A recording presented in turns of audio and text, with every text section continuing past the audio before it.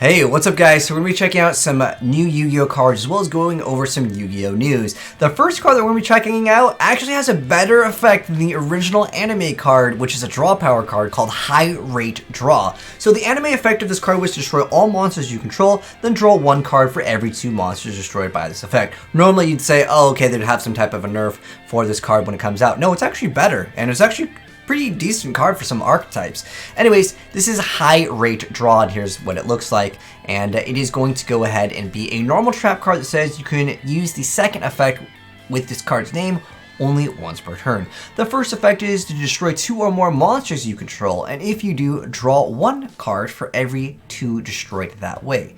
The second effect is during your opponent's main phase. If this card is in your graveyard, you get to target 1 monster you control, destroy that monster, and if you do, set this card to your field, but banish this card when it leaves the field. This could actually be good for a lot of different archetypes that would have monsters that normally would just be destroyed during the end phase or at a certain interval anyways. You can actually get some extra draw power off of it, which could be nice, and you could even proc some certain archetypes effects, whether you're looking at Fire Kings. You can also think of Cosmos, you can also think of the dinosaurs. They could all be getting their extra effects. And what I thought was kind of cool too is if your opponent, let's say mind controls or does anything with your cards, you can not only basically dodge it and make it so your opponent doesn't have access to those cards, but you'd be able to go ahead and get some extra draw power. I mean, technically it's just replacing itself for getting rid of 2, but that destruction effect for some decks can be tactically utilized, and I think it could be quite good. But it is going to be interesting to see where this actually goes. Let me know guys in the comment section below what archetypes can make really great use of it, and if you guys think the card is going to be OP or not, because it definitely has a little bit of potential to be good, especially if you can make it so no cards can be banished, then you can keep on resetting it every single turn anyways when it's in your graveyard. There's probably some loops that you can think of. Well, it'd be like once a turn, like reoccurring with, like, let's say the Garunix. Again, you'd have to have something that makes it so cards cannot be banished, and then you could start reoccurring this card. We'll have to see where it goes if someone figures out some cool combo. Now, this card got announced a little bit ago. I didn't want to make a dedicated video for this specific card, but it is a newer Yu-Gi-Oh card that I didn't get to go over. So, anyways, this is Penguin Torpedo. It is going to be a Water Aqua effect, level 3, 550 attack, 300 defense points, and it says that you can only use the second effect of this card's name once per turn. It can attack directly. Wow, that's a fantastic effect. When inflicts battle damage to your opponent, you can target 1 level 6 or lower monster your opponent controls, and you get to take control of it until the end phase, but negate its effect. Also, it cannot declare an attack. And then at 3, at the end of the damage step, if this card attacked, destroy it. This is where I find it to be really bad. If it was a tuner and it had all these effects minus the third, it would be really good. The unfortunate part is it does have to be destroyed at the end of the damage step, because I would really like to not only use that monster that my opponent had to use it to link off, but unfortunately I can't use this and that other card that I took, so I feel like it's significantly nerfed, but there might be some other utility that you guys can think of with Penguin Torpedo. The next thing I wanted to go over, some people have been making videos on this. It's literally just a new card for the Jump promo was announced. We don't know what the heck it does. It is going to be Ida the Sun Magician. So this might be a new archetype. Again, this is kind of unknown.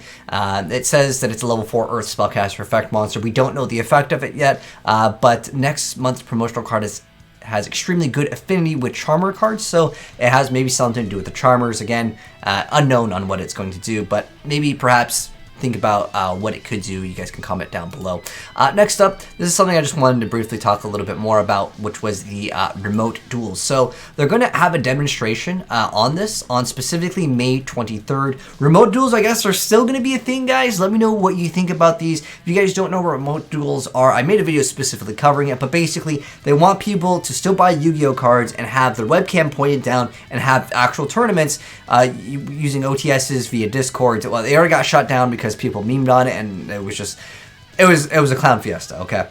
But they're gonna try to show it off, and we'll see where it goes. I assume they're gonna be comments disabled. No one can mention things on it, but I think that that's horrible that you're not like taking into consideration what some people want to say about it when you're just going to let it go live, and it's going to be Exodia. I guarantee you're going to have so many problems with people cheating in these remote duels, because you put your webcam down. I'm going to draw a card, I'm just going to draw like Exodia every single time. Like, because the webcam's only pointed at what you can look at, I just don't know who's going to have the what say in, you know, Yugioh, how broken it's going to be.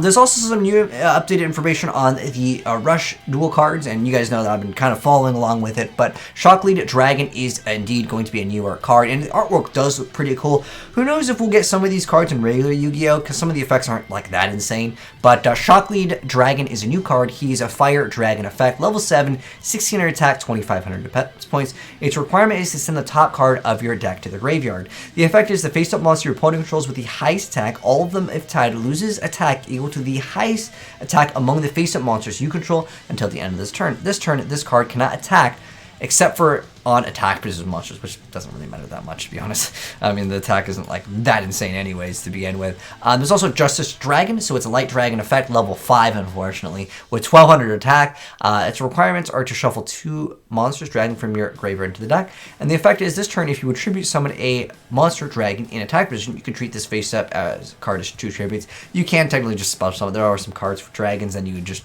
tribute it. But if the card would just special summon a dragon or a monster in your hand anyways, you want to just go for it. That's the way I see it. I have played some of the Rush duels. There's also some new tokens here. All these are getting reprinted.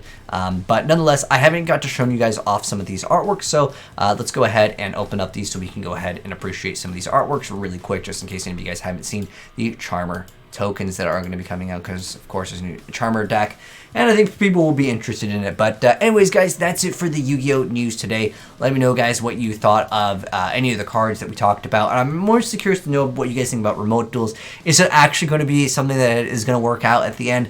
I just feel like it's just gonna get way too complex. Just update Legacy, the Duelist, Link Evolution, and you have like a platform to kind of have these Yu-Gi-Oh tournaments on. I know that they want to push the physical cards, but again, I just think that it would be much better and it had a lot less problems. But nonetheless, remote duels still coming through, I guess. But anyways, thanks for tuning in, guys. Hopefully you enjoyed the video. If you did, drop a like on it. If you're new here, hit subscribe, turn the bell so you don't miss out when we actually do cover that new card. We still, again, at this moment, have no idea what it does.